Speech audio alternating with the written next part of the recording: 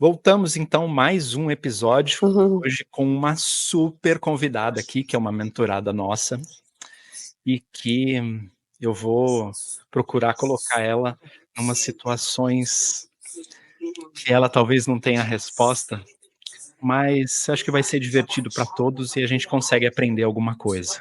Sim. Eu não vou apresentar ela, porque ela tem uma carteirada que eu não sei dar, por ser leigo. O doutor Flávio está passeando no México e me deixou aqui sozinho com ela, eu vou ter que me virar nos 30, mas acho que eu consigo representar a mentoria. Ela é uma pessoa muito querida, que eu tenho orgulho de ter na nossa mentoria conosco, porque é uma troca muito interessante que a gente tem. Ela acrescenta e inspira a todos, inclusive aos mentores, e eu gosto muito de ter pessoas assim na nossa mentoria. Então, quero passar a palavra para ela, é a doutora Lili, e gostaria que você se apresentasse antes, Lili.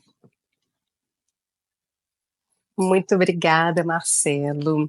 Antes, deixa eu me refazer, porque eu, na realidade, não esperaria que realmente fosse inspiração para vocês, porque vocês são fonte realmente de inspiração, e eu sou muito grata por tê-los encontrado nesse meu caminho. Eu sou Lili, eu sou uma mulher de 47 anos, é, alegre, um pouco sagitariana mesmo, né? De bem com a vida.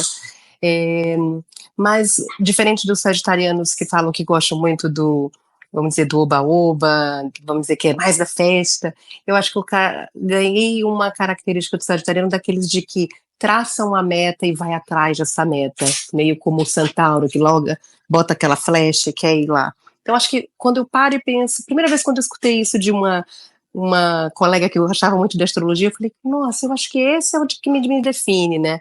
Eu traço uma meta e corro atrás dela.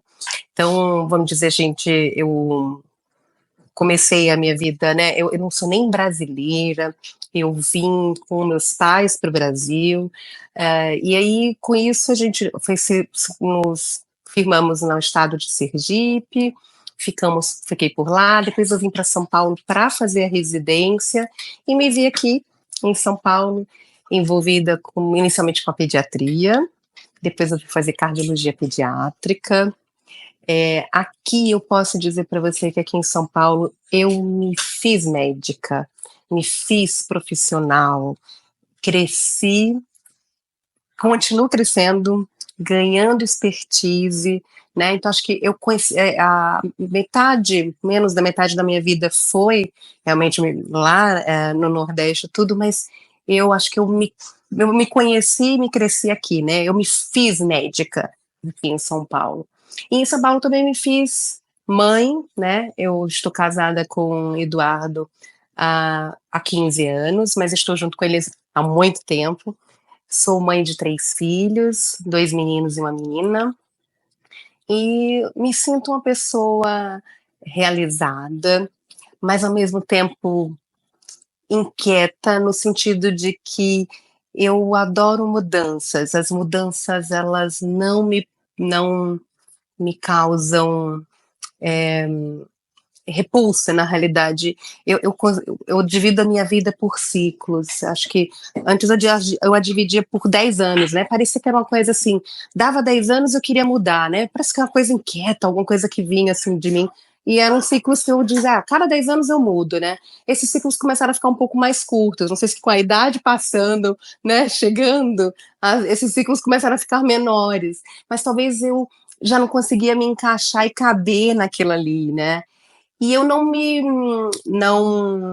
sinto, vamos dizer assim, presa. Medo, claro, eu tenho da mudança, mas eu confesso a vocês que eu adoro. Então, acho que esse é um pouco do meu perfil.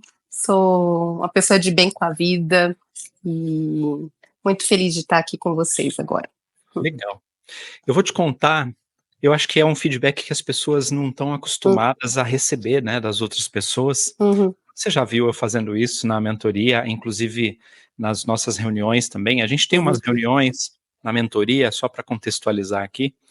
Na mentoria nós temos as reuniões em grupo e temos as reuniões com os mentorados a cada 3 meses, reuniões que a gente chama de DR, que são só eu, o Flávio e o próprio mentorado. E aí eu sempre falo para os mentorados o que eu penso, e eu acho que é para isso que eles me pagam. Então, eu preciso ser o cara que fala que tem uma couve no dente, porque as pessoas não costumam falar isso. Então, por mais difícil que seja dizer algo, eu costumo tomar a frente para dizer. E eu quero dizer para você, uma das coisas que você tem que nos inspira é a questão da adaptabilidade. É uma flexibilidade Hum. interessante, porque você parece ser uma pessoa muito durona, mas quando a pessoa te conhece um pouquinho mais, e a gente tem a sorte de te conhecer um pouco mais, a gente vê que é diferente, que você tá mais acessível e tal. E você sabe que a gente não tem a coisa de guru na mentoria, então a gente precisa estar no mesmo nível e tudo. Porque se você começar a falar de cardiologia, dancei, eu não vou entender metade das coisas. Quando eu fiquei sabendo do nome do seu podcast, Cianóticas, né? Eu perguntei para Renata o que era. Aí a Renata foi me explicar e tal, para eu poder saber do que se tratava. Mas eu acho que é uma das características assim mais marcantes que eu vejo em você. É a questão da flexibilidade. E essa coisa de dividir em ciclos, talvez seja o que te dá clareza do que está acontecendo e tal, para você começar a se organizar para o próximo passo, né, e tudo mais. Mas, só para contextualizar um pouco para quem não conhece você aqui, me conta um pouco em que momento você encontrou a mentoria, e aí depois a gente vai perguntar um pouco, vou perguntar um pouco sobre como é o seu dia a dia. Ok. Acho que, na realidade, vocês que me encontraram, assim, né? Acho que foi uma sorte. E engraçado, eu sigo o Flávio, para mim, o Flávio, ele é a representação de credibilidade, né? Então, eu como uma consumidora, vamos dizer, do conteúdo, né? A gente passa ali, vamos dizer, pelo Instagram, e aquele conteúdo me mostrou, assim, um conteúdo sério, sabe? Que passava uma informação precisa. Então, acho que foi o primeiro chamariz, né? Porque eu sou cardiopediatra, mas fiz pediatria, mas não é mais o meu lugar comum. Então, Flávio começava a falar de assuntos que já não faziam parte do meu dia a dia, e eu falei, nossa, esse cara fala com uma propriedade, sabe, com uma segurança, e então ele me passou isso. Então eu comecei a segui-lo, a consumir os conteúdos e assim, porque eu ficava tranquila, em paz, que era uma pessoa que trazia algo com qualidade. E aí, nessa brincadeira, ele chegou a mim, e eu confesso a você que no primeiro dia, quando ele mandou, eu falei, piada, né? Claro que não é. Imagina se o Flávio vai mandar mensagem para mim, né? E eu não acreditei, eu falei, tá bom. Aí ele fez uma chamada de vídeo, ele me mandou um áudio, foi pelo perfil da Balance. Aí ele falou, não pode ser. Eu fiquei nervosa, porque eu falava assim, meu Deus do céu. Aí eu falei, é você mesmo? Aí eu parecia assim, eu falei, não tô acreditando que é você tá falando comigo? O que Flávio tá falando comigo, né? E aí, assim, eu falei, não, eu fiquei encantada. Aí eu falei, gente, esse cara veio aqui comigo, e assim, claro, com uma experiência, né, naquele momento da minha vida que eu estava passando, que faça ou não faça uma transição, coisas que ele tinha vivido na vida dele, e ele me passando a experiência e com uma calma e uma sabedoria né, que só as pessoas generosas têm, né, para poder dar, e eu não acreditava mesmo que era ele, né? E aí hoje, quando eu penso assim, aí eu aproveito, né, a gente começou a mentorar, aí hoje eu penso e falo, eu falei, claro, eu fiquei tudo bem, continuo admirando sempre o Flávio, né, isso, mas é que aí, o que vocês me deram é o contrário, eu falei, cara, você também tem valor, eu acho que o que mais legal que eu vi da Balance que me deu eu consegui me enxergar com um valor que antes eu não conseguia perceber. né? E é algo assim, é que nem quando vários posts que você coloca daquela Ferrari, Mercedes, que quando não estão, são belas e tudo, e não estão num lugar bom, não tem o mesmo valor, eu faço também um paralelo. Também não adianta você, às vezes, ser a Ferrari, tá num lugar bom, e você querer cobrir a Ferrari, não se mostrar como Ferrari.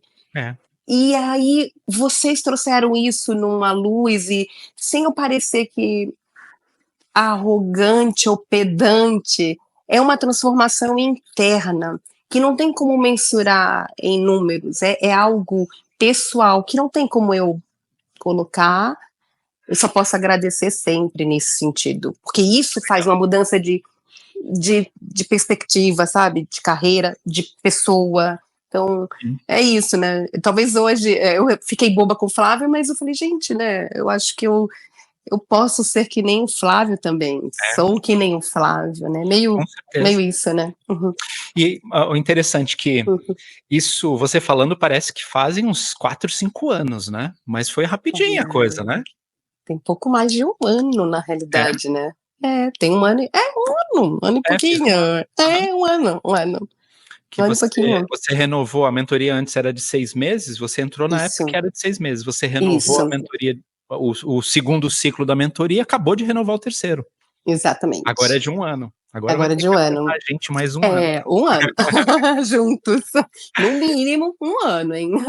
Agora me diz, você, o seu foco principal, ele atualmente, né? Ele tá no consultório ou no hospital? Você tem, sei lá, uns 70, 30, como é que tá a coisa? Eu diria que seria talvez entre 70 e 30, eu diria. Eu sou mais hospitalar até do que de consultório.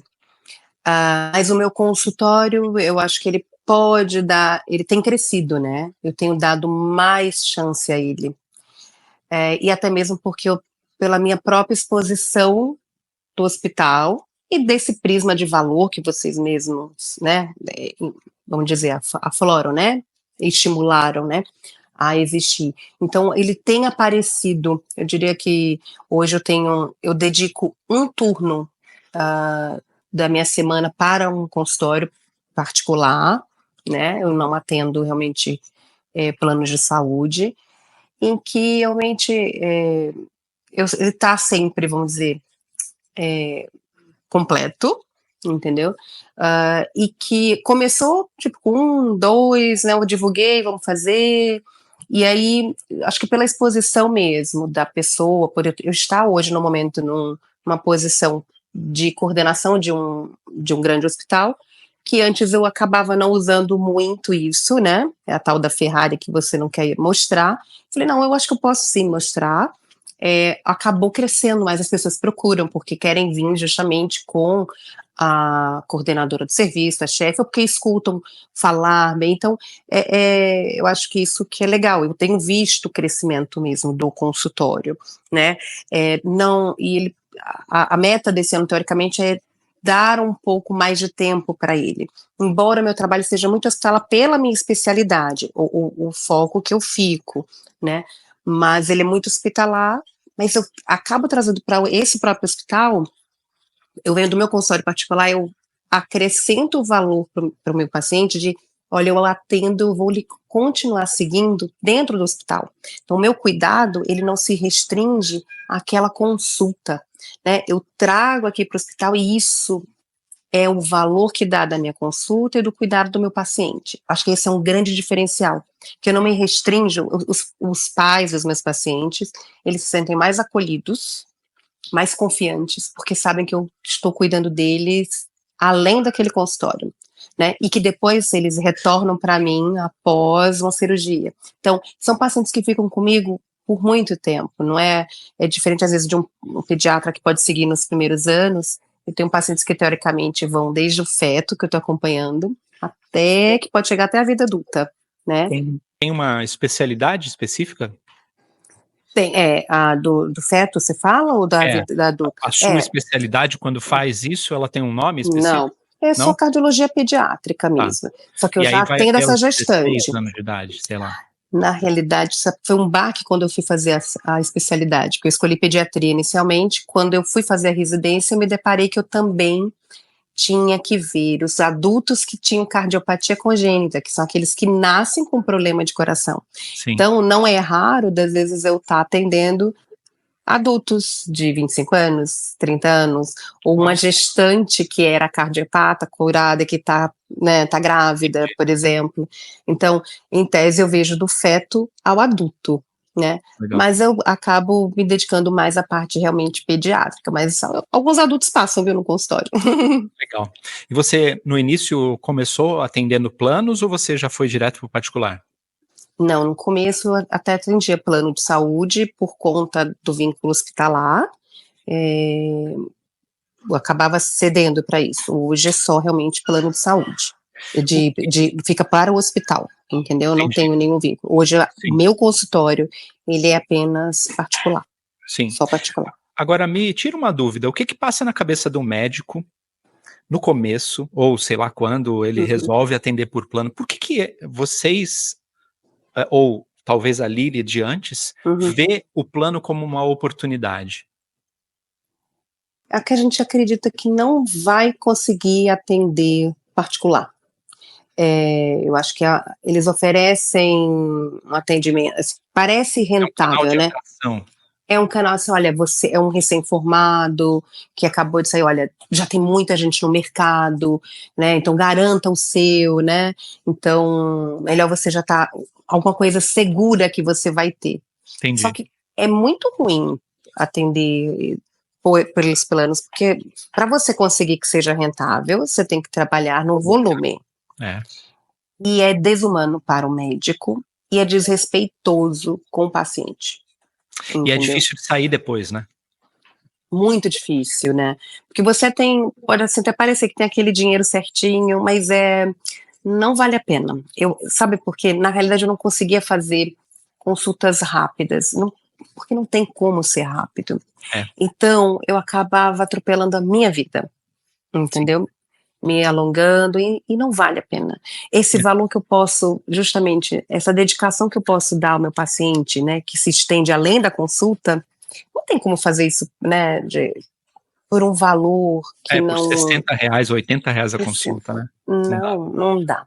Não dá. É desrespeitoso com ambos, né, com o médico e com o paciente, né, que tem que atender rápido, não dá, não dá. A minha esposa, ela atende em hospital também, ela trabalha com CCIH, né? E aí ela atendia uma vez por semana, uma tarde de sexta-feira, numa policlínica, que era da família dela. Eu brinco que ela atendia porque era da família. Da família. Mas ela atendia planos lá. E aí, nessa tarde de sexta, ela atendia de 12 a 14 pacientes. Nossa. 10 minutos, 15 minutos cada um. E aí eu perguntei pra ela o que era mais difícil, porque ela chegava exausta em casa. E aquela coisa de, eu falava, eu já estava com ela há algum tempo, eu falava e ela falava, não, mas é que infectologia é diferente, os seus médicos são outros, a minha especialidade é diferente e tal. Mas eu perguntei para ela algumas vezes o que a incomodava, mudava, mas o que mais me marcou foi justamente o que você falou, que é um desrespeito com o paciente. Porque às vezes ela precisava ouvir a história da pessoa e a pessoa precisava de tempo para isso. Não dava para atender de pé. Não. E se algumas coisas ela tinha que levantar para tipo, botar o cara para fora para atender o próximo, porque senão não ia dar. E aí ela chegava em casa exausta, não tinha bebido uma água, não tinha ido ao banheiro, não tinha comido. Nossa. Era terrível. E aí ela disse que era o pior aspecto do negócio, que ela se sentia frustrada. Aí veio um negócio que eu acho que foi o clique para ela começar a querer sair do plano. Que ela me disse que ela se sentia frustrada, mas ela gostava de ajudar as pessoas. E aí eu falei, cara, mas você não vai ajudar uma pessoa que você cobra 500, 600 reais uma consulta também? Aí ela não soube responder. Cara, é mesmo. Bom, ela na época, eu acho que era Souza Aguiar, ela fazia um público aqui também, que ela tinha uma vez por semana. Aí eu falei, cara, no Souza Aguiar você tá ajudando. quem não tem dinheiro para chegar em você, e tá tudo bem. Quando quiser fazer caridade, faça de graça. Vai de graça, dá um jeito. Ah, não, mas ser médico de graça é difícil. Tá bom, dá um jeito. Vamos na comunidade. A gente tem um sítio na periferia do Rio, num lugar que chama Guaratiba, e lá tem um bairro pobre, bem, bem pobre. Eu falei, pô, vai lá, ajuda uns vizinhos, sabe? Ajuda a filha do vizinho lá que tá com alguma coisa, tal. Sempre tem alguma coisa. Então, começa a fazer isso intencionalmente. E aí ela encontrou isso na veterinária depois, e agora tá se formando. Olha só. Agora, semana que vem, acho que é a última prova dela e tal, entrega o TCC e tudo. Mas, então você se libertou da história do plano e mudou? Você se sente mal em cobrar das pessoas ou não? Isso está em processo, sim, já foi pior, eu acho. Mas eu acho que hoje a segurança, que foi que eu aprendi, eu evito falar de assuntos financeiros. Hoje é a minha secretária que fala. Legal. Então, acho que isso foi uma coisa que eu aprendi com o Unbalance mesmo, de usar a secretária. Eu não me envolvo, não tenho nenhum tipo de tratativa mais com as pessoas. Você é a cantora que chega só para tocar, né? Isso mesmo, mas é que antes eu fazia até a nota fiscal, eu atendia, eu fazia tudo, né? Eu mesmo agendava quando eu comecei com o meu próprio consultório, né? Comecei a fazer, era eu que era a secretária, eu que fazia a nota, eu que fazia, só que é aquilo que a gente aprende, é a economia de palito de fósforo, né? Entendeu? Então, não, vamos ter uma secretária bonitinha. Então, hoje, eu tenho essa tranquilidade, eu não me envolvo com isso. É a minha secretária que faz tudo. Eu brinco que isso parece óbvio para as pessoas e elas ouvem e não levam a sério, né? Mas só é óbvio depois que você já faz, depois que você já sabe que o negócio é daquele jeito. Porque às vezes o seu óbvio é um milagre para outra pessoa. E é interessante como coisas pequenas, quando você está aberto a olhar para isso, e você já deve ter tido ouvido, já ouviu antes da Balance, provavelmente, que, pô, você precisava da secretária, você precisava delegar, tudo, mas não fez, né? Não. Aí falou, pô, tô pagando pra esse cabeludo aí, tá falando que é pra fazer, vamos fazer. Me diz, o que você acha que foi mais desafiador, assim, em você conciliar o hospital e o consultório e tornar o consultório... Você se vê como empresária? Ou você acha que é um complemento do hospital? Acho que ainda hoje é um complemento. Talvez porque eu estou num foco vamos dizer, de chefia, de coordenação, que é isso que eu tenho tentado mudar, porque eu vamos dizer, eu trago os meus pacientes para este hospital que, teoricamente, é o que eu estou coordenando e chefiando. Então, é meio que, eu não deixo de ser uma empresária quando eu até paro e penso assim, eu vou e procuro, por exemplo, mais cirurgiões para vir trazer para o meu hospital, para trazer mais retorno para o hospital, porque eu também apareço mais. Sim. E aí, ao aparecer mais, meus pacientes vêm procurando a mim e o meu consultório. Então, não deixa de ser empresarial, né? A visão é empresarial. Sim.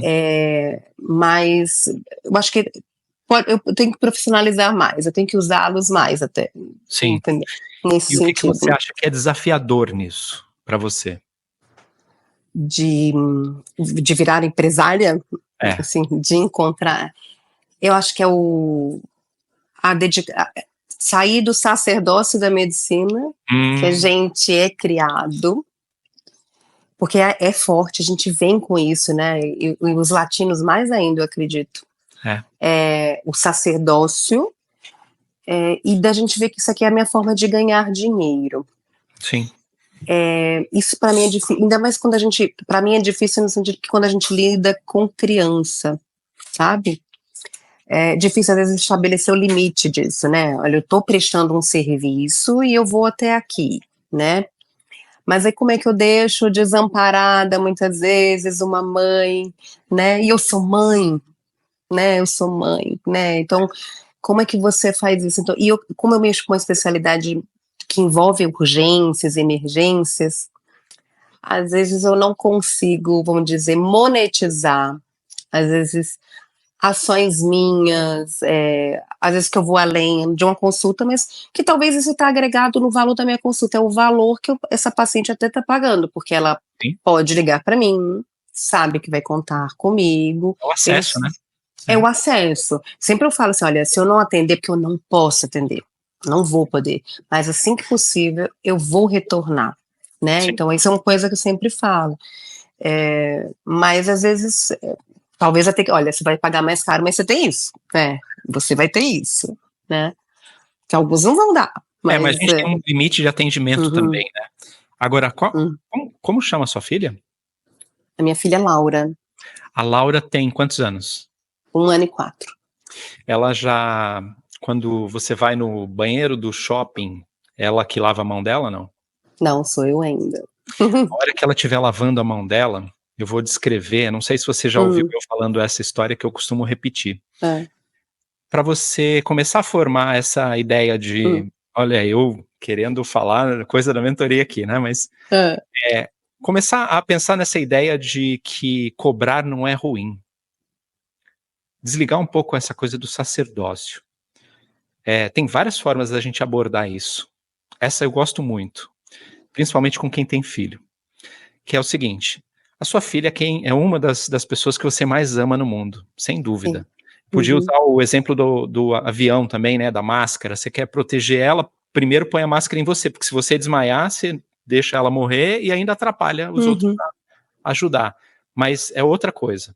A sua filha, a Laura, é quem você mais ama no mundo. Ela vai lavar a mãozinha dela no shopping, aquelas pias rebaixadas, e você vai ensinar ela a fazer a coisa e tal. Aí ela lava a mão, só que ela não alcança no papel para poder secar a mão.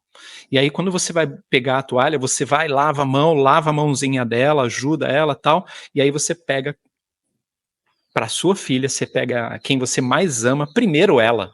Aí você pega um monte de toalhas com a sua mão molhada, encharca as toalhas e entrega na mão dela. Não é a melhor coisa a se fazer. Porque se você pede para ela esperar um pouquinho, meu amor, espera um pouquinho, Laura. A mãe vai secar a mão, aí você seca a sua mão, e aí você pega as toalhas sequinhas e entrega para ela. E aí você está dando o melhor para ela, as toalhas secas. É algo que a gente faz dia a dia e não percebe. Mas eu me arrepio quando eu conto essa história, porque ela é claro, é uma criação, né? É um storytelling, mas é para exemplificar algo que está no nosso dia a dia e que a gente não percebe que a melhor coisa a fazer para Laura é você entregar a toalha sequinha na mão dela. E não toda melecada, porque nem você secou a sua mão, nem ela vai secar direito, você vai precisar puxar mais. É mais ou menos o que eu penso a respeito da forma de cobrar dos médicos. Eu fui a uma consulta ontem de um ortopedista, indicação da minha esposa, que eu tô com um problema no pescoço que dói o braço.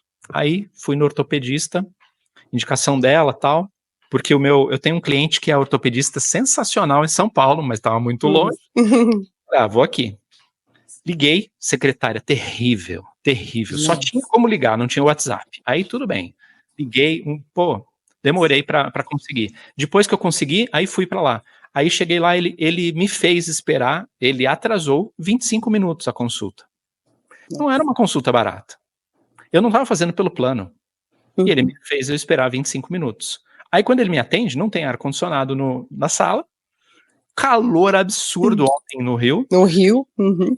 E aí, depois me atende em 5 minutos ali, não me explica direito o que eu tenho que fazer, e eu fui tirar dúvida com a Renata a respeito da medicação. Me deu um pregabalina para tomar, e assim, já perguntou, você já tomou esse remédio? Eu falei, cara, eu sou virgem de remédio.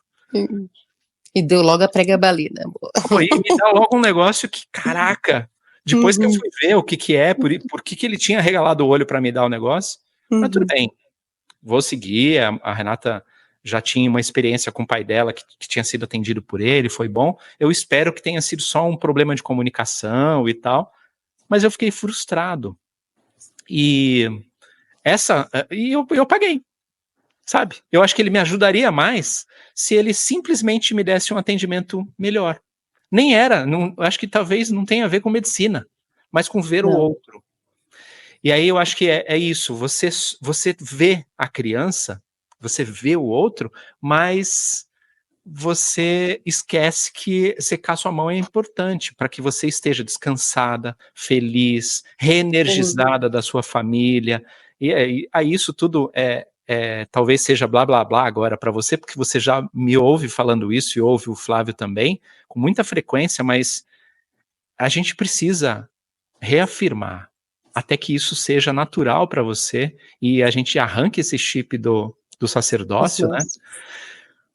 Porque a melhor coisa que você pode fazer para o seu paciente ou para o seu cliente, depende de como você chama, é cobrar dele, para que ele possa cobrar de você, para que você esteja feliz, tranquila, descansada, e tem espaço para todo mundo, então não deu para atender, sempre vai ter um médico que cobra menos que você, que vai ser possível a pessoa que não tem dinheiro, ou que acha que não vale o seu serviço, comprar o serviço do outro, e tudo bem.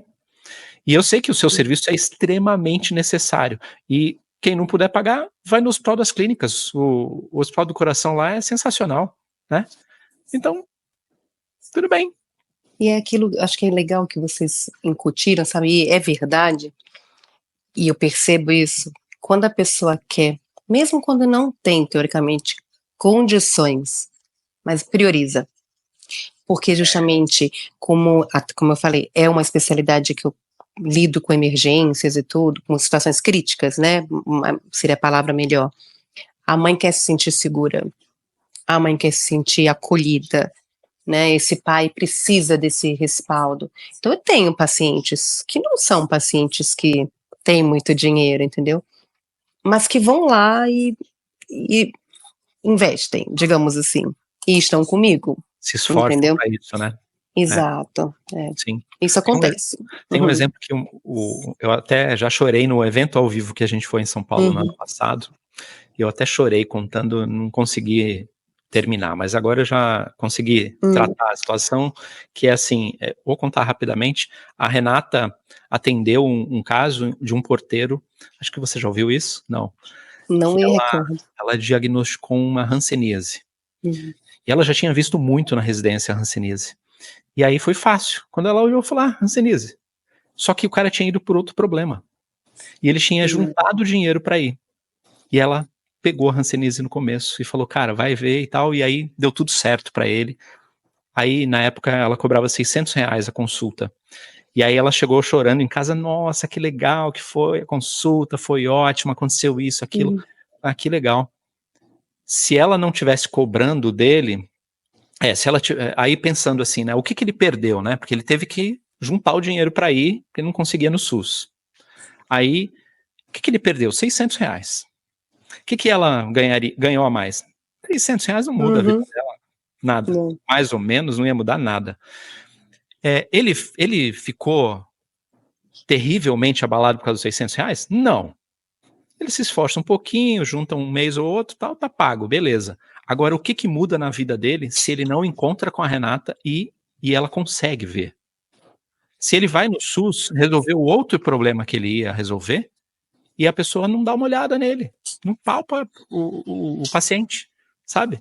Não tem tempo, ela é infectologista e quando chegam lá, ela faz um exame completo. E ela só dá pra fazer isso quando tem tempo, né? Exatamente. E só tem tempo pagando, não tem jeito.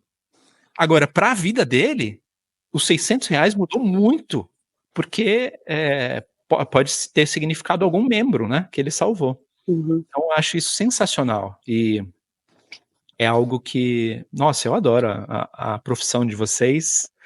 E eu gosto muito de ouvir as histórias e tal. Agora, então, o que você visualiza de dificuldade, você que está se tornando mais digital ultimamente e tal, o que você visualiza de desafio? Você já faz o podcast, né? O Cianóticas, vou deixar o link aqui na descrição para quem quiser conhecer. É só Cianóticas mesmo ou tem uma palavra? Só Cianóticas. e que eu ouvi lá, não entendo boa parte da coisa, mas eu ouço lá de vez em quando alguma coisa. E o que que você tem de mais legal, não só o desafiador, mas o que que você acha que é legal no digital ou na forma como você tem explorado o seu trabalho nas redes e tal, de o que que você curte mais fazer, que você acha que é gostoso de você fazer além de clinicar, de, sei lá, cuidar do paciente? Eu acho que para mim do digital é um encontro, né? Eu acho que o mais importante é que eu hoje vejo o digital de outra forma, né? Eu não vejo com, antes eu via como às vezes uma coisa desnecessária, algo que era para assim uma mostração, eu não entendi como um meio de trabalho, como um método de divulgação, nem tampouco como poderia ser algo de ajuda para as pessoas, né? E do papel de que a gente tem que se responsabilizar de falar coisas boas, porque o que a gente tem de coisa ruim é muito grotesco, é impressionante, né? Então isso foi uma coisa que, assim, para mim me impressionou no sentido, eu falei, olha, a gente realmente precisa fazer algo bom, né? Algo que sirva realmente de esclarecimento para não só para o público leigo, não, até para o público médico também, né? Veja como eu dou o próprio exemplo do Flávio, que mesmo falando com a linguagem, né, que é para mãe, chegou a mim justamente pela qualidade que via, né? Então, acho que isso que é importante. Então, ver o digital como uma forma de divulgação do seu trabalho, sem parecer uma coisa que fosse circense, sabe? Para mim foi bom, mas ainda é desafiador. Eu tenho, né, ido mais. O podcast para mim é muito mais fácil e tranquilo. Ele flui muito natural para mim, né? Você Falar, tá à né? vontade com o assunto, né, e é um bate-papo Exato, mais né? tranquilo, sem roteiro, né. Não, Sabe o e assunto que vai flui. falar, mas não é um roteirão, né. Exato. Isso para mim é mais tranquilo, né.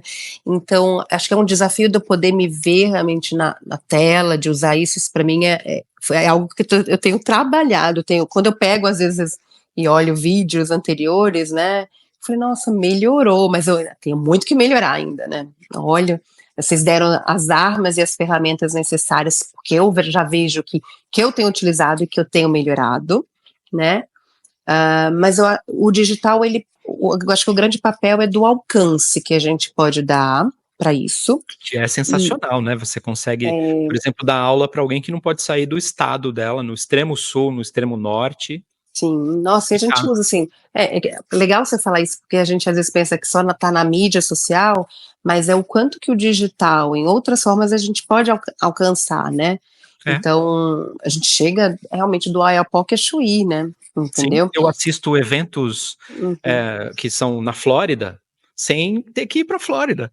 Eh, exato. eu tenho um mentor que tá na Uhum. Inglaterra e eu assisto online, nunca encontrei ele Então, ao vivo, e tá tudo é, bem, e funciona tão bem quanto. E se ele isso eu não vou dizer, tivesse servindo ali online, eu não ia conseguir consumir. é. Foi uma das benesses da pandemia, eu falo, que foi É, realmente esse boom aconteceu na pandemia, né, sim. entendeu. Então acho que foi uma das coisas boas, né, do digital, e é aquilo que é inevitável, né, aquilo não vai ter retorno. E eu acho que o maior desafio é a gente se reinventar, porque, às vezes as coisas ficam repetitivas, né, você começa a ver que tem o mesmo padrão, É. a as cópias, né. Então, como a gente se identificar, acho que o grande desafio é como a gente se destacar dentro de tanto conteúdo, que às vezes bons até, né, Uhum. mas como a gente se destaca, né, nesse mundo digital, né. E algo que vocês trazem, que quando eu procuro fazer, tem que entender a dor do outro, né, o que você quer chegar, né. Sim. Então hoje quando eu vou e procuro e faço os meus, PDFs, né, minhas coisas para entregar para os pacientes, eu vou e boto sob a ótica daquele pai ou daquela mãe. Qual é a dúvida, né? Eu já me peguei várias vezes, assim, quando eles falam e me perguntam: mas quando é que eu posso voltar a fazer natação? Aí eu, sabe, hoje mesmo me perguntaram, uma mãe, quando é que eu posso fazer tummy time depois da cirurgia cardíaca? Né? É uma pergunta pediátrica, que eu não faço pediatria, mas ela perguntou, quando é que eu posso botar, tummy time é botar o bebê de barriga para baixo, entendeu? Falei, mas ele acabou de operar o coração, né? Sim. Aí assim, então dessa pergunta, falei, opa, vamos pegar aqui. Isso é um vídeo de instrução, é um artigo, né? Até para o pediatra, que não está acostumado com o seu assunto. Exatamente. Então, essa forma de ver, acho que dá para a gente fazer, é o que eu enxerguei como se destacar, sabe? Num mundo que muitas vezes se você começa a ver vídeos que parecem muito semelhantes, né? E eu acho que quando a gente pega essa máxima de escutar o que o outro quer, que ele precisa ouvir, aí é o gancho. E não o que você quer falar. Não, exato. Não é. É o que ele quer ouvir. E são coisas extremamente simples, sabe? Eu preparei né? Que eu acabo dando para as mães, né? Fazendo também pelo digital, que vocês o uso da inteligência artificial tem feito bastante, né? Quero falar disso também. Por exemplo, uma mãe que veio me perguntar, que foi super legal, o que ela devia falar na escola da filha dela, que estava voltando, que era uma criança cardiopata que merecia cuidados, entendeu? E me fez pensar, e eu fiz um trabalho sobre tudo isso, do que pensar, o que você tem que passar para a tua escola de informação, né? Então, coisas assim que eu, imagina, em vez de eu estar falando, né, eu preparei meus materiais, entreguei, né, para ela, eu falei, nossa, que legal, né? Então foi essa ótica, acho que é o legal, de se destacar, se diferenciar, né, dentro desse mundo, né, enorme que é realmente a digital. O Flávio brinca que quando você está com bloqueio criativo, pega algum assunto que alguém fala no seu consultório. Todo dia tem um assunto novo, todo dia tem um post novo, um vídeo novo, um artigo novo, porque as perguntas são as coisas que as pessoas querem. A gente quer falar de coisas mais complexas, maiores, às vezes muito profundas e tal. Nossa, eu que sou prolixo nossa, eu adoro conversar, falar de todos os ângulos possíveis e tal, mas às vezes é só vai que tem que ser agora. E acho que legal que você tenha, daí, a tal da flexibilidade que eu falei, sabe? É de você, mesmo estando resistente, falar, não, tá bom, estão falando, eu vou experimentar isso aqui e tal, e nossa, é legal, isso funciona. E aí você se reinventar, isso é uma capacidade muito boa, muito legal. E você falou da inteligência artificial, eu queria falar um pouquinho disso também, porque os médicos também acham, além do conteúdo digital que as pessoas não querem participar e acham que é besteira, como você disse que, isso aí é para quem quer se mostrar e tal. O ChatGPT, a inteligência artificial no geral, é algo que as pessoas estão muito resistentes a ele ainda, né? E eu acho absurdo como isso tem mudado. Eu participei da expansão da telefonia celular no Brasil, na época a promoção deles e tudo, com a minha agência, e eu me impressionei, né? E a gente está diante de um outro boom desse, né? Que a telefonia celular fez com que a gente tivesse a possibilidade. Eu não tinha telefone em casa, né? Porque era caríssimo ter uma linha telefônica fixa e tal, eram ações da Telesp em São Paulo, era carérrimo. E aí, o telefone celular acabou com isso. De um ano para o outro, mudou tudo isso. Era caro no começo, mas depois foi muito legal. E a inteligência artificial, a gente viveu isso há 2 anos. Só que agora é que as pessoas começaram a ver com o ChatGPT, que foi quem começou a encabeçar isso há 2 anos atrás, e aí ele deu uma estourada. E ele chegou nos médicos, e a gente está num nível muito bom já de inteligência artificial, e inclusive fizemos há um tempo atrás, também vou deixar um link aqui embaixo para quem quiser conhecer, uma imersão que foi gravada, uma imersão para médicos, falando do básico do ChatGPT. Então, se você quiser conhecer a respeito, ver o que a gente faz no dia a dia, clica aí no link aqui embaixo, você pode assistir a gravação. Agora, eu queria saber, Lili, você já andou experimentando. Queria saber no que você usa, o que consegue resolver, como é que é, se é difícil, se não é, como foi. Eu uso todo dia. É? Todo dia eu uso, de verdade.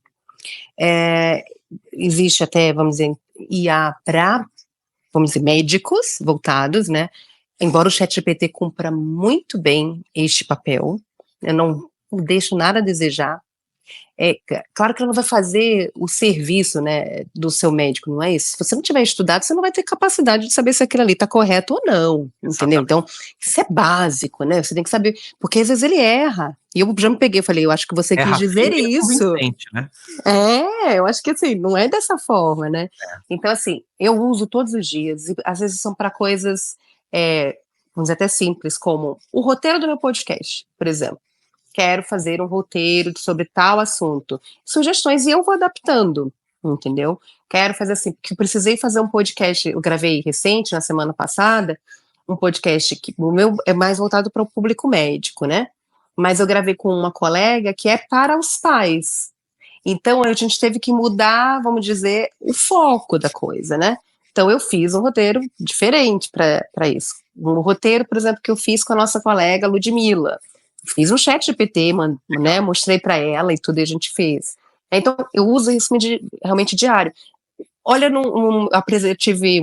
participei de um congresso no final de semana passada, um congresso latino-americano, né? Eu fui apresentar uma aula, fui moderar uma mesa, e eu botei no ChatGPT, falei, como eu posso moderar essa mesa de uma forma divertida, para fazer uma brincadeira e tal, e ele me deu como fazer, entendeu? De coisas simples, né? Como desde até realmente como organizar uma aula, né? Eu falei, olha, eu quero fazer uma aula de tal, sobre assunto, com todos aquele prompt realmente que tem que ser muito bem descrito, que é o segredo, né? Você já nos ensinou muito bem até nessa imersão, né? Que faz a diferença. E eu sou uma usuária que foi pegando depois outras coisas, né? Além ChatGPT, eu uso o Gemini, o Claude, o Copilot, Que tudo que legal, eu então puder, tudo. Eu tenho um quartinho de IAs, Já entendeu? usou o notebook do Google? Não usei. Do Google, Nossa, não. você vai Notebook gostar. do Google, Você não. pode reunir até 50 documentos de até 400 páginas Olha. cada um. Uhum. Depois que você reuniu ali, você começa a perguntar para os documentos. Então é um lugar legal de estudar, porque ele fica Não. restrito aos documentos, ele não busca nada fora. Isso é Então ele não usa ótimo. a inteligência adicional de fora. E o mais Uhum. legal, no final, você pode pedir para ele criar um podcast, por enquanto ainda em inglês, mas ele cria um podcast com 2 vozes, ele faz o áudio, 2 vozes super naturais, falando sobre o assunto para Que você. legal. Legal. Oh, Para é estudar, ele é fantástico. sensacional. E aí ele tem planos de estudo, ele pode te Uhum. guiar. Experimenta, você vai Ah, gostar.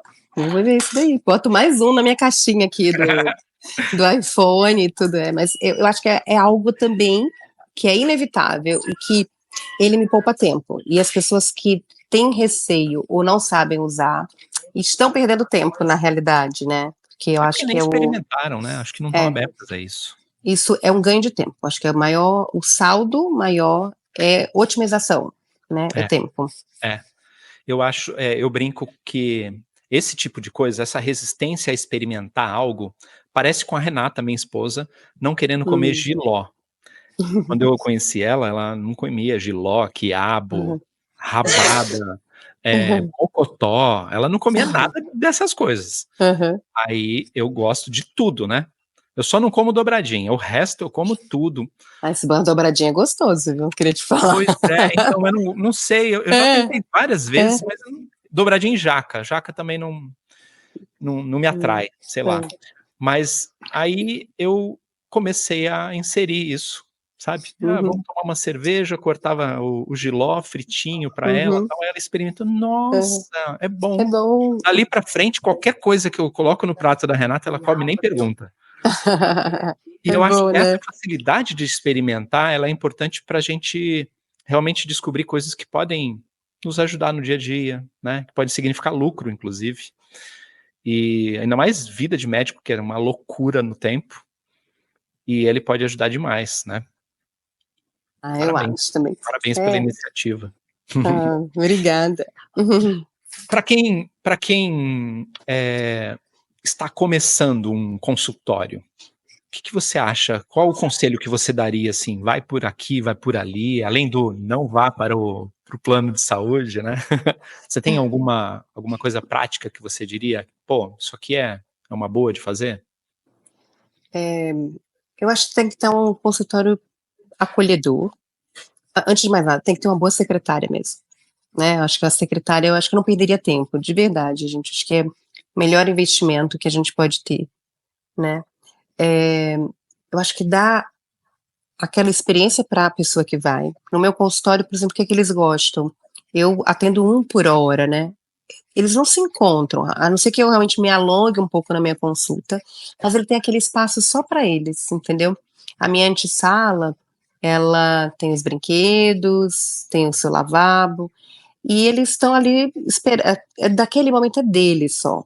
Então eu acho que é promover, vamos dizer assim, aquele momento que é do paciente, é a atenção voltada para ele, entendeu? Então, eu não vou, enquanto eu estou atendendo né, eles não é que eles não vão se encontrar, eles se encontram na saída, mas eu não tenho um consultório muvucado, cada um vem num horário, vai chegando, então eu acho que a gente acolhe mais, né, oferece isso pro experiência paciente. diferente, né? Eu não preciso, assim, eu tenho são confortos, uma máquina, vamos dizer, de um café, né, o, o manobrista que está lá realmente é extremamente simpático, né, Legal. então eu acho que a experiência é interessante.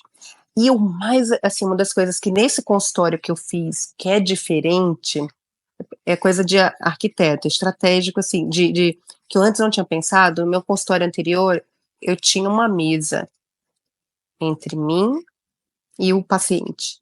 Hoje eu não tenho mais mesa. Que legal. O meu consultório, ele tem as poltronas, eu tenho uma mesa que eu uso para depois, eu tô de costas para a mesa. Eu sempre estou com o meu paciente, meu pai, o pai e a mãe, a gente está como se fosse numa sala, entendeu? Conversando. Então Nossa, isso aproxima, dá né? muito mais, muito, assim, tirar uma mesa, você não tem noção de como faz mais acolhedor para eles. Então, a criança está ali brincando, eu tenho um espaço que eles estão brincando, eu já estou examinando, vamos dizer, avaliando a criança, mas os pais estão como se fosse numa sala. Eu tenho 2 poltronas, entendeu? E eu estou de frente para eles. Então, a escrivaninha, ela não é, ela é uma partezinha, entendeu? Do consultório. Eu acho que isso foi uma coisa bem legal que eu senti, né, de Sim. acolher, né? Uau. Foi planejado pelo arquiteto então, mesmo. Se eu dissesse, me dá uma coisa, a única coisa que a pessoa, sei lá, o melhor investimento que ela pode fazer no consultório, eu acho que isso aí se enquadraria, né? E é super diferente. Sim, é diferente, sim, se enquadraria, porque entendeu? a pessoa fica muito mais próxima, a experiência é totalmente diferente. Diferente. A criança, principalmente, é mais lúdico também, tá ali junto, tal, não tá Claro, no ambiente do médico, né? É uma coisa diferente. Eu não atendo nem de jaleco, entendeu? É realmente é uma forma de eu tentar me aproximar mesmo da família. um médico entendeu? paisana. É um médico à paisana. É um médico à paisana. Legal. E você está feliz no seu momento profissional atualmente? Como é que é? Eu tô num momento de transição, né? Eu diria que sim, acho que mais um ciclo, né? Que foi possível, assim, que estou encarando como um grande desafio e graças também a determinadas, assim, é isso que a gente fala das metas, né? De eu olhar assim, eu acho que a gente tem que ver a longo prazo, pensando nisso que a gente está falando aqui de vida que a gente tem que ter, né? Porque no final das contas a gente só pode dar o que tem, né? Se eu não tiver uma vida, eu não vou poder dar vida para os outros também. Também acho. Então, eu estou muito feliz, sou muito feliz com a carreira que escolhi. É difícil, tem dias que cansa muito, mas eu acho que eu sou muito. Mesmo quando eu perco, eu ganho, assim, no sentido, quando o desfecho não é o que eu quero, acho que eu ganho. É uma carreira bonita, eu gosto muito do que eu faço, eu sou muito feliz no que eu faço, e faria de novo, sabe, então, tô muito Bacana. feliz. Tem alguma coisa, a gente já tá partindo para o final, mas a gente vai fazer outras, Uhum, inclusive com o doutor aqui, porque aí ele vai uhum, fazer umas perguntas que eu fico boiando e eu fico é. quietinho, mas tem alguma coisa que você lembra, algo que você tenha captado na Balance, que você fale, putz, isso aqui é uma lição para as pessoas fazerem, que pode implementar na vida dela, na forma, na vida profissional ou na vida pessoal, que tá tudo amarrado, né? Que você queira trazer como, nossa, isso aqui foi a sacada para mim? Você se Eu lembra vou de algo? você fala de alguma coisa específica, assim, de É. alguma... Pô, isso aqui é uma sacada para mim. Ó, por exemplo, não usar jaleco no... Isso não foi a gente que falou, né? Mas não usar jaleco na consulta. Faz Aham, tempo que você faz isso? faz, Essa tem. mudança do consultório e tal? No consultório tem um tempo já, porque no começo a gente vê que as crianças se assustam, né, É, quando vê o branco. é. E aí agora eu já nem não utilizo mesmo, Aham. entendeu? Então, Não alguma coisa coloco. como essa, se a gente tivesse te dado essa sacada, seria uma coisa. Tem algo que você se lembra que foi, nossa, isso aqui foi uma sacada que eu preciso compartilhar com as pessoas, isso muda o jogo, qualquer coisa. Nossa, eu tenho, é até cruel, né, porque eu já usei tantas coisas, várias coisas que vocês já falaram, que eu, nossa, é até cruel você falar isso, injusto perguntar, que Eu eu até falei que ia ajudo, ser difícil. nossa, porque é até injusto, porque eu até confesso a vocês que eu ajudo colegas médicos, e eu falo, cara, eu tô aprendendo isso na minha mentoria, hein, não faz isso, entendeu? Então, eu acho que eu vou te dizer uma sacada recente até, vou dizer assim, que foi até para um colega, tá? Uma Uhum. colega, que inclusive indiquei para ir na Balance, que eu falei muito, uma colega minha, neuropediatra, que estava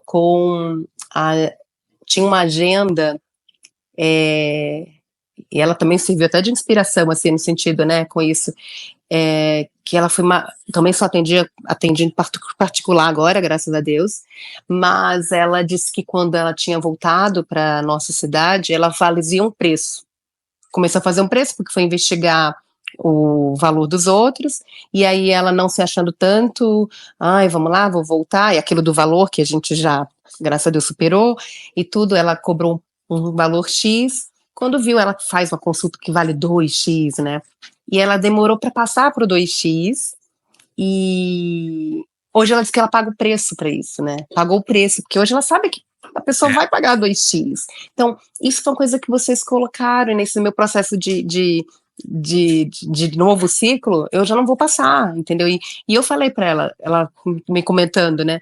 Nossa, eu abri a agenda de 2025 e só tem agenda para novo em junho de 2025. Aí eu falei, Tá barato. então, falei, você tem que aumentar a sua consulta. Aí eu falei, então, vou dar um exemplo prático, assim, você tem que aumentar. Eu falei, cara, eu tô aprendendo isso direto, você tá errada, É. entendeu? E aí eu dei Lei a de oferta e dica, demanda. exato, e eu falei isso pra ela, sabe o que? Depois eu vou tirar um print pra te mandar, porque ela falou assim pra mim, eu falei, você tá errada, você tá fazendo errado. Aí ela fez o quê? Eu falei, olha, não, porque eu cobrava um valor X, então pros novos eu vou aumentar só um pouquinho mais. Eu falei, não, você vai cobrar o valor que vale. E aí ela fez isso. E adivinha? Pagaram. Pagaram e não falaram nada. Exatamente, que é o que você sempre fala, É. entendeu? Que eu falei, eu não vou cometer esse erro quando, né, fizer o processo. Eu vou fazer o que eu acho que eu tenho que ser o meu valor. Que É, isso eu já sei, né, de a gente se dar o valor e a pessoa sim. tem que reconhecer o meu valor. Eu sei do meu valor e o quanto que, né, a gente se esforça, né. Então isso é um exemplo prático que eu vi, que eu acho que é um conselho que eu daria sim, saiba que você tem valor e que você pode cobrar por isso. E que vai sim ter gente que vai, se você é bom, não tem que ter medo disso, É, né. Se você tá com segurança do teu trabalho, não tem é. porquê. Se você é medíocre, tudo bem, você já vai se acostumar com o É. medíocre mesmo, tudo Uhum, bem. Mas se você, eu costumo, às vezes a gente faz umas sessões que chamam anamneses situacionais. A gente chegou a fazer uma, né? Ou já, não? já, já.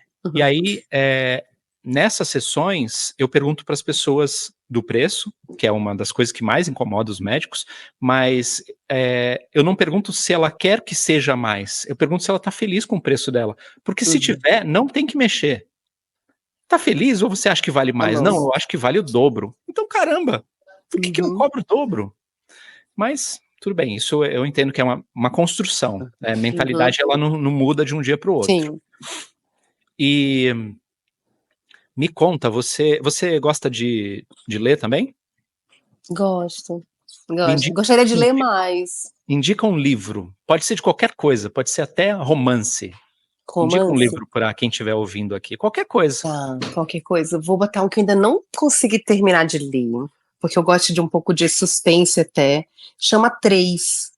É uma história de três amigos agora estou esquecendo que é um francês, esqueci o nome do autor.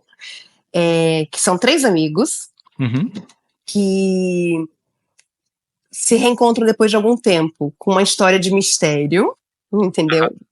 Que envolve, assim, o passado deles e... Tá bem legal, é um suspensezinho que eu acabei pegando recente. Não é o recente. Mistério dos Três Amigos? Não, né? Não, são três. Só três. Três. Livro. Entendeu? Três. Três. E aí, esse tá bem... É que eu gosto desse estilo, tá? Bem suspense. Vou colocar a capinha eu vou procurar ele, tá depois bom, confirmo com você e coloco a capa dele aqui. Vale a pena, bem instigante, assim. Show. Bem legal. E você gosta de frases igual a mim? Você lembra de alguma frase inspiradora aí pra dizer pra gente? Ai, a frase inspiradora, eu gosto. Eu tropecei na verdade, não com uma frase, eu tropecei com um texto, né? Depois eu posso até compartilhar com você, que é do Theodore Roosevelt. Eu tava e diz que é bem conhecido mesmo, né? De um trecho que ele fala, realmente. E num momento, porque numa semana muito difícil de trabalho, de muito esforço, né? A gente sempre vai receber muitas críticas, né? Mas só quem sabe, só pode você se afetar por uma crítica se aquele que volta com o suor no rosto, com a cara suja, é que pode dizer realmente se valeu ou não valeu a pena a tua batalha. Aquele que tá de fora, que não botou a cara para bater, não pode, não tem direito, então a gente tem que se sentir superior, entendeu? Ainda que não seja o que você queria, né? Mas só, acho que é isso. Acho que eu li um trecho bem legal. Sim, isso é ótimo. Eu vou procurar esse texto, porque é interessante isso, né? Às vezes a gente ouve conselhos das pessoas ou críticas de pessoas que nem estão no jogo. Elas nem sabem como é jogar o seu jogo. E aí elas saem, como eu falo, cagando regras, falando o que elas pensam e tal, mas é porque elas leram num livro, elas não viram isso acontecer ou não fizeram isso acontecer, e isso é péssimo. A gente tá, como os médicos têm também os picaretas espalhando desinformação, o nosso digital tem muito disso, das pessoas falando sobre coisas que elas não têm a mínima ideia de como resolver, de como fazer, e, nossa, muito bem-vindo isso.